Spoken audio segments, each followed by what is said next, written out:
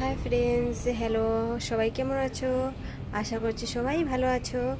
তো আমি আমি আজকে রেডি হয়েছি কেন? আমি রেডি হয়েছি কারণ আজকে সোনামার ইঞ্জেকশন ছিল। তো আমি সেন্টারে গেছিলাম, আমি, আমার মেয়ে, আমার শাশুড়ি মা। তো আমরা গেছিলাম, গিয়ে দেখলাম সবাই আসে, কিন্তু আমার সোনামার নাকি মাস ইঞ্জেকশনের মাসের পূরণ হয়নি। তো আমরা কিছুদিন আগে ইঞ্জেকশন দিছি।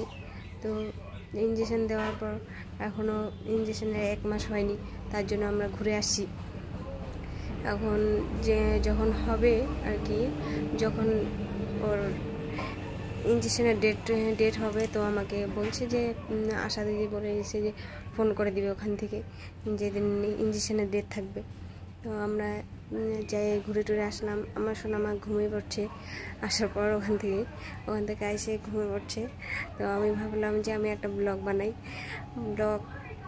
সবাই কেমন লাগে আমার ভিডিও আমি জানি না, যদি ভালো লাগে সবাই লাইক কমেন্ট করো, সবাই আমাকে লাইক কমেন্ট করো, দেখো যদি সবাই দেখো কেমন হচ্ছে, কেমন লাগতেছে ভিডিওগুলা।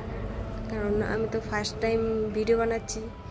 তো সবাইকে কেমন লাগলো কমেন্টে জানাইও, আর আমার পেজটাকে ফলো করে নিও। ওকে, বাই।